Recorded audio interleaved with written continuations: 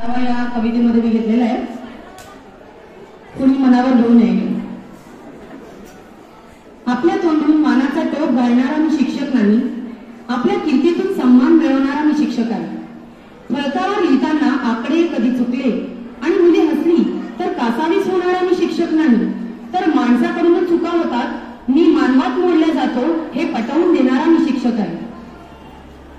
मुलं उलट बोलली, बेशिस्त वागली म्हणून रडू कोसळणारा मी शिक्षक नाही, तर तुमच्या वागणुकीतून तुमच्या पालकांची तुम्ही ओळख करून देता असे समजावून सांगणारा मी शिक्षक आहे. अगदी शिस्तीत राहून मुलांचे मन ओळखता येत नाही म्हणून कधीतरी त्यांचा मित्र बनून त्यांच्या मनात डोकावणारा मी शिक्षक आहे. लोकांची तोंड तर बंद करू शकत नाही म्हणून शिक्षकाची नोकरी अगदी सोपी, शाळेत गेलं थोडंसं शिकवलं की घरी असे प्रेमाचे शब्द पचवणारा मी शिक्षक आहे. काम अंगावर आले तर आळस करत बसणारा मी शिक्षक नाही, तर आपल्या खोटच्या मुलांना शिकवतानाही शाळेचे काम हाती घेऊन बसणारा मी शिक्षक आहे.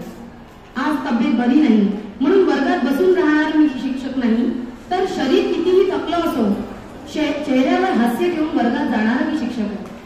माझ्या पगारात कधी घर घे गाडी घे असा विचार करणारा मी शिक्षक नाही, तर घरी जाताना मुलांसाठी पिशवीभर फळं देऊन आनंद करणारा मी शिक्षक आहे. घरातील सर्व धडपड करून पूर्ण करून वेळेत येत नाही असा मी शिक्षक नाही, तर पूर्ण प्रयत्नाने सर्व करूनही शाळेत यायला 1 मिनिट उशीर झाला म्हणून हळहळ करणारा मी शिक्षक आहे. शाळेत कार्यक्रमाला नेहमीच थांबतो, कुठे जाण्याची हमखास टाळतो, पण कधीतरी माझी मुलं वाट बघत आहे, आज थांबू शकत नाही असे सांगू न शकणारा मी शिक्षक आहे. अडचणी आम्हालाही येतात असे ठणकावून सांगण्याची हिंमत करणारा मी शिक्षक नाही, पण आपलं कोणी ऐकून घेणार नाही म्हणून एकटाच बडबड करत राहणारा मी शिक्षक आहे. असेही शिक्षक पाहिले मी ज्यांना 80,000ही पुरेसे नाही, असेही शिक्षक पाहिले मी ज्यांना 80,000ही पुरेसे नाही, पण माझ्या या लहानशा पगारात कमीत कमी हा खर्च भागला असे समाधान करणारा मी शिक्षक आहे.